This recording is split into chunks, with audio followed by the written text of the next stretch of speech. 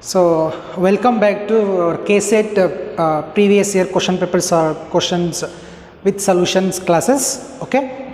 So, here today I am discussing a 2013 paper with the part 3. Okay. And it's a special mathematical part. So, here in this part definitely there is two or three questions from the tensor part.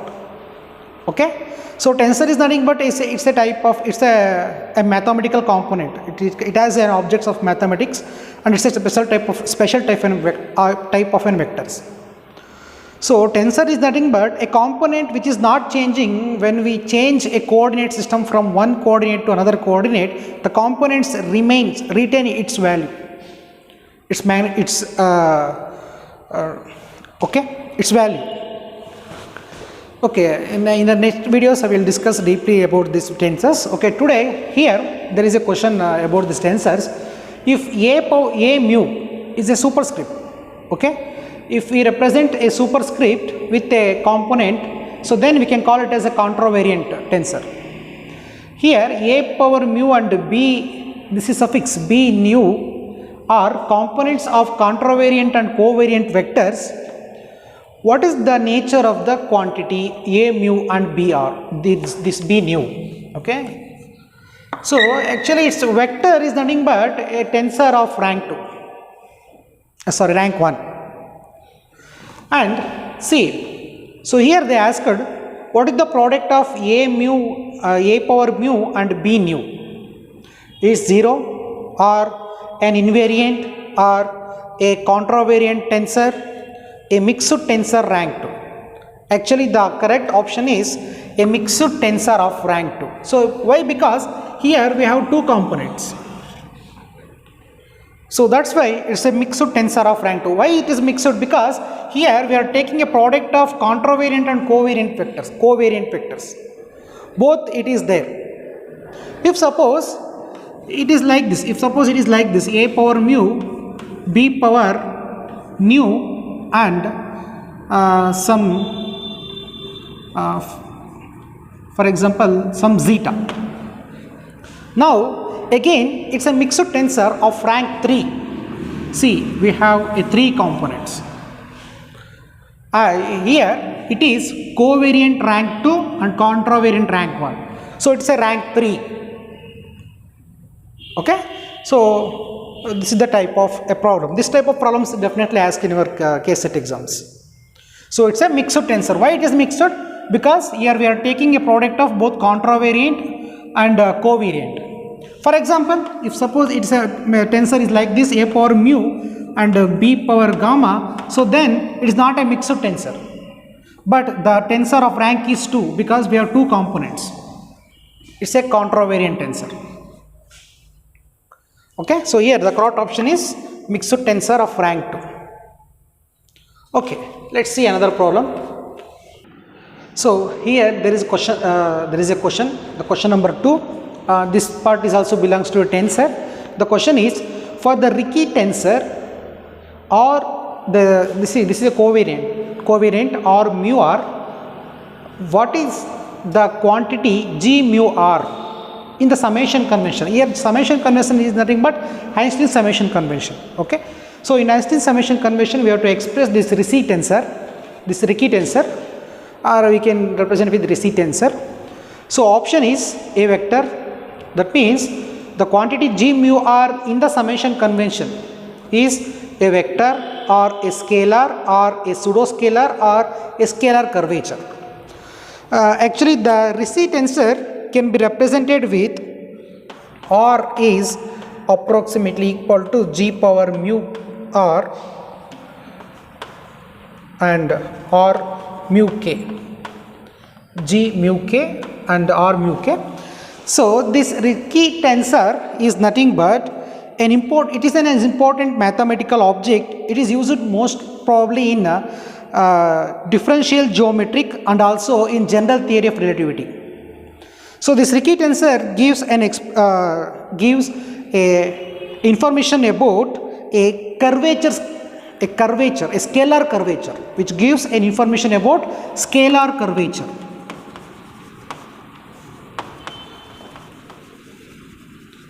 So, and also it gives a difference in volume change from a Euclidean space to this geometric space or geometric curvature. Actually, it says about the change in volume in tidal force due to gravitation. So forget about that, but you should remember that whenever the question is coming from this Ricci tensor, the Ricci tensor is nothing but a scalar curvature, or is a scalar curvature, and also it's a two-dimensional curvature tensor, and also we can call it as a Riemann curvature tensor. Okay, so Ricci tensor means it's a scalar curvature. You should remember that. So answer is scalar curvature, not a scalar and not a pseudoscalar, and it's not a vector. It's a scalar curvature. Okay. Okay, so here the question number 3 from the part 3 of 2013 paper. Here the question is based on Simpson. Here the question given integral 0 to 1 dx by 1 plus 1 x square by Simpson rule. Here they did not mention about it is whether Simpson 3 by 3rd or Simpson 1 by 3rd. Only they are given with Simpson's rule. So there is a mistakes in this question. Definitely they got some grace mark for this part of the question. See, and in part 3 paper, actually definitely there is a question from numerical analysis, numerical part. See, so here I am going to write a method, Simpson's methods.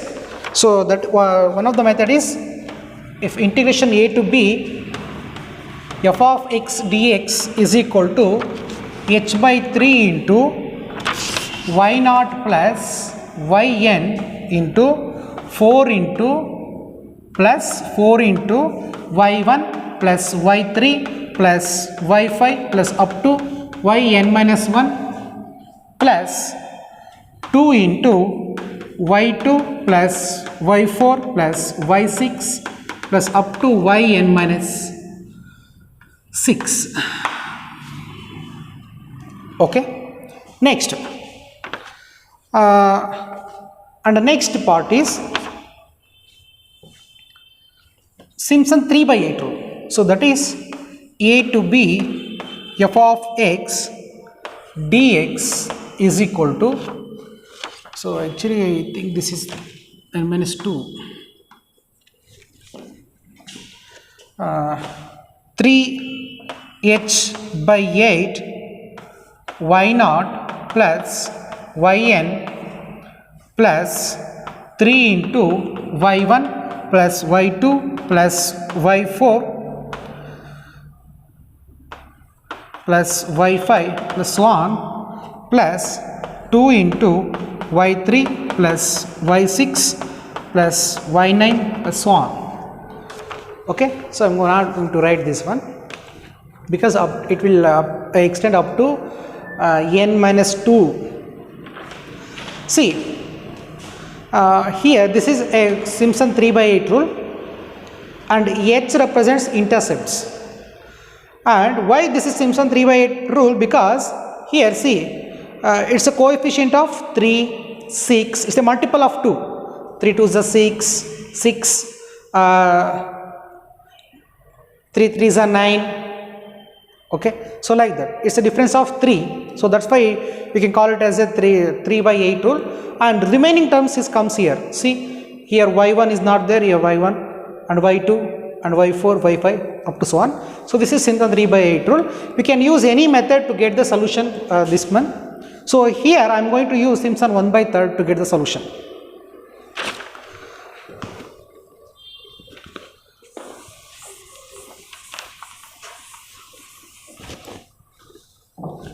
So let's see here, in the question given the limits varies from 0 to 1 and our f of x is nothing but 1 divided by 1 plus x square and dx, which is equal to h by 3. H is our intercepts, h by 3. So you have to calculate y0 plus y1 and so on.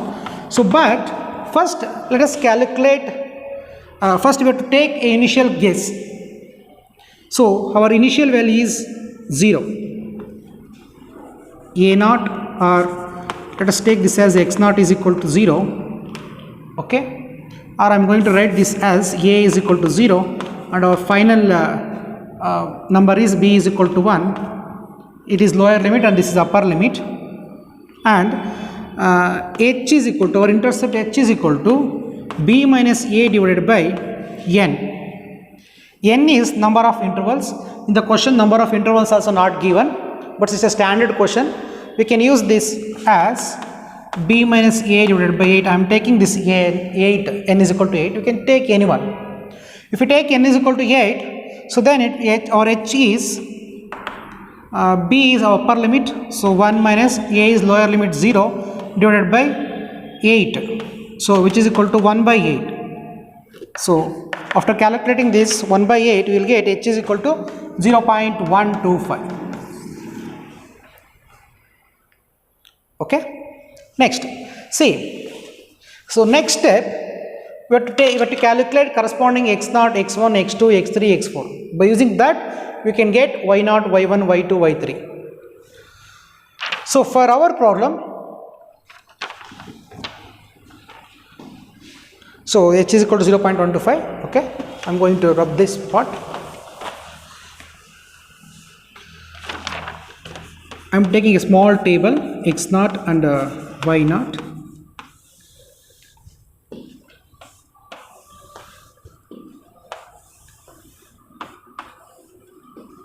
So our initial, our lower limit is a. So we can start from 0. So I am called it as x0. x0 is nothing but 0, and corresponding y0 we have to calculate.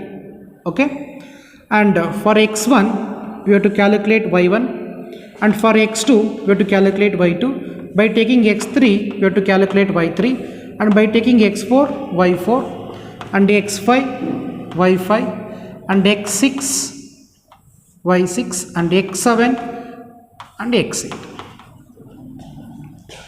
See, how to get this x1? We know that x1 is equal to x0 plus h.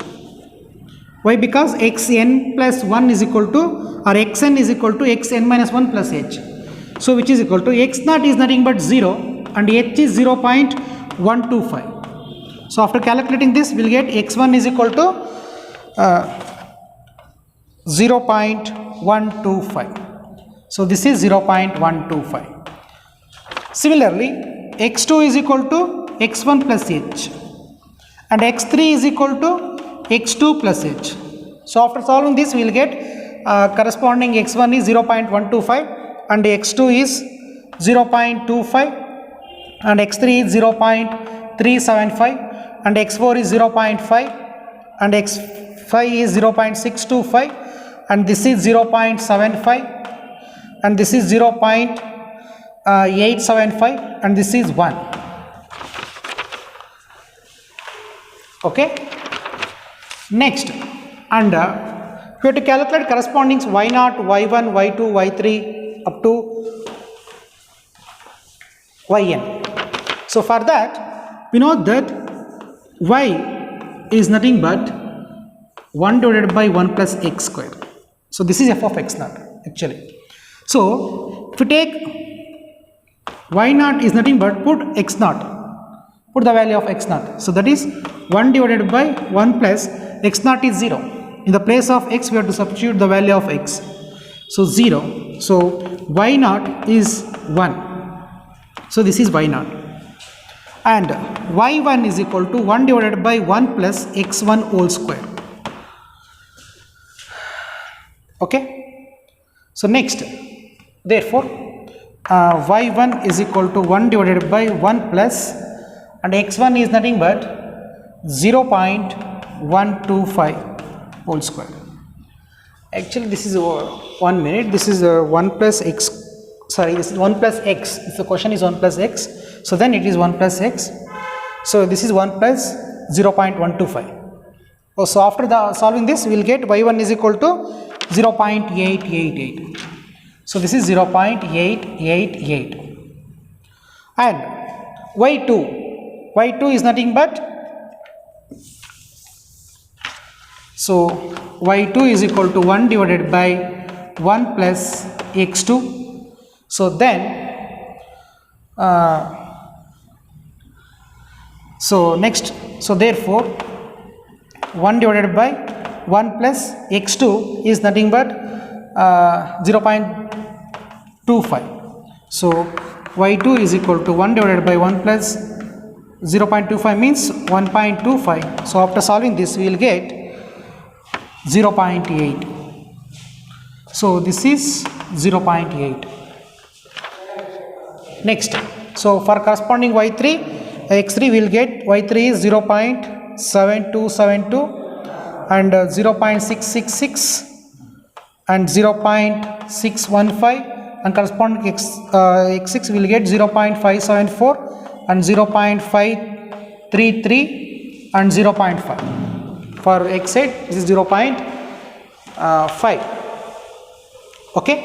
Next, so let us substitute this to the given equation, that is integration 0 to 1 divided by 1 plus x into dx is equal to h is 0.125 divided by 3 into y naught is our initial value 1 plus, and yn is our final yn value, this is y8, so that is 0.5 plus 4 into y1 is nothing but this one 0.888 plus y2 is see this is y3, so then y3 is 0.7272 plus y5, so y5 is 0.615 and y7 is 0.533 plus 2 into y2 is 0.8 plus y4 is 0.66 plus y6 is 0.574. So after solving this we will get 11.054 plus 4.08 plus 1.5 into 0.125 divided by 3. So after substituting this we will get 0.69308. So this is integration 0 to 1 dx divided by 1 plus x. So this is very close to 0.6930 is very close to this one, option number C. So that is 0.6931. So you have 0.6930. So this is very nearer. Yes, okay. So option C is correct. So here the fourth question is the order of error in Simpson's rule for numerical integral with a step size h is h or h power 2 or h power 3 or h power 4.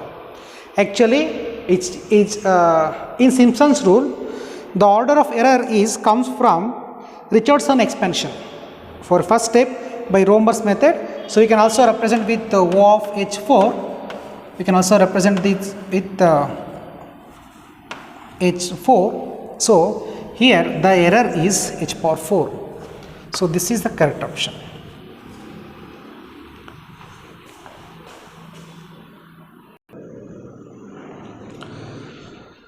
So this is question number 5, that is G is a finite group. Suppose our group is G, that means it has elements in this group of order n. The order of elements in the group G is in the order n, that means n number of order. If A belongs to G, in that n order, A is also one of the element belongs to the G, and order of A is m, and also order of A is m. If G is a cyclic, In the cyclic group, and we should remember this, order is same. So that is m is equal to n. Okay, in the finite set of group, the order is same only in cyclic group. Okay, because in a cyclic group is an abelian. The order of cyclic group is the same as the order of the generator. Here the order of generator is n and the order of A is also in m if G is a cyclic. So m is equal to n.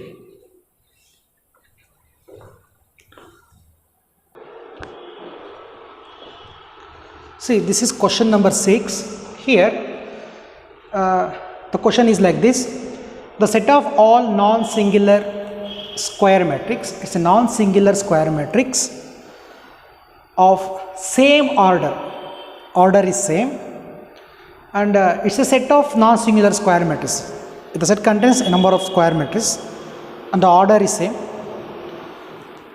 with respect to matrix multiplication is a quasi-group or monoid or group or abelian group.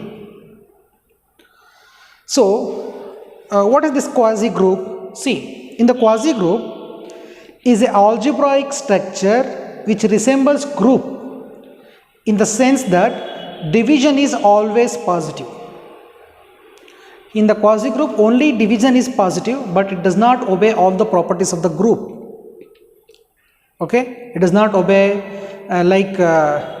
additive, multiplicative law, associative law, distributive law, like this, identity law, inverse law. Here in the quasi-group, which is differ from the groups mainly in that they are not necessarily associative. So this is not an it does not obey associative property. But monoid means a monoid is a set of that is closed under an associative binary operator and has an identity element such that for all, but unlike a group, its element need not to inverse. Okay, it obeys some binary operative associative property, but its inverse is not same. Okay, if you reverse that, the answer is not coming, it's different. So this is the explanation for monoid. This is a property of the monoid, but here it has all the elements, the matrix multiplications in the matrix in the set. So we have non-singular square matrix of order same, and this multiplication is a group. Okay, so answer is group. So why this? So if we understand the group theory properly, it will helps to solve this type of problems easily.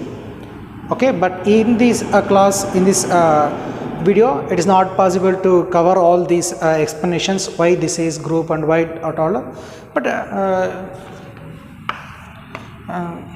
okay, I will try.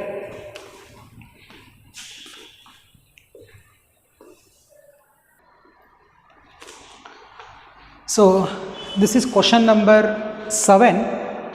So this is also based on this question is also from group theory.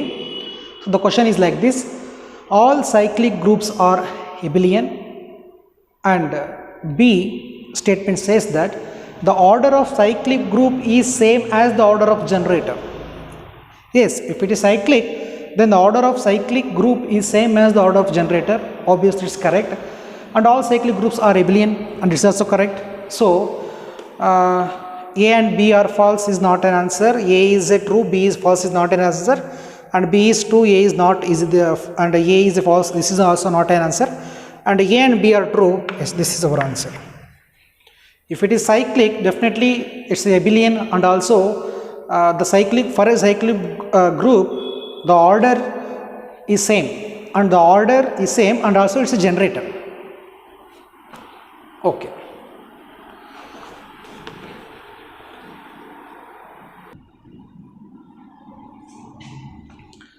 So this is the question number 8. This is also from group theory. The statement A says that every isomorphic image of a cyclic group is a cyclic isomorphic. If you want to say this is an isomorphic, it has to one-to-one, it has to a one-to-one mapping, onto mapping, and it has a homomorphism. It has to be homomorphism.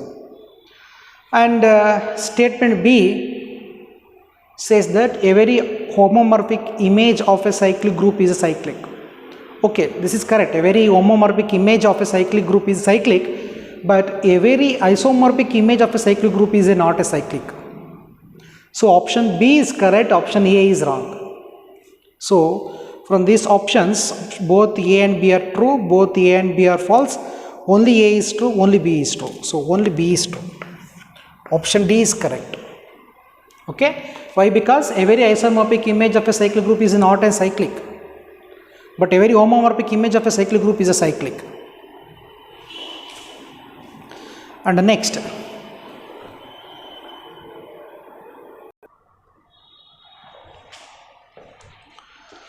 so this is the question number 9.